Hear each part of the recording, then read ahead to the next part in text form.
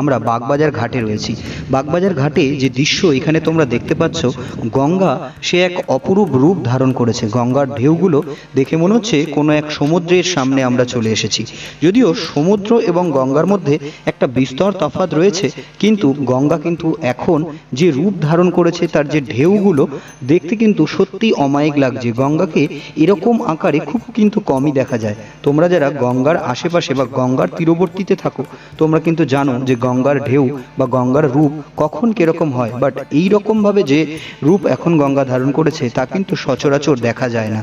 তা দেখতে বেশ অমায়িক লাগছে, সত্যি চোখ জুড়িয়ে যায়, মনে হয় সারাদিন এখানে বসে থাকি ঘন্টার পর ঘন্টা।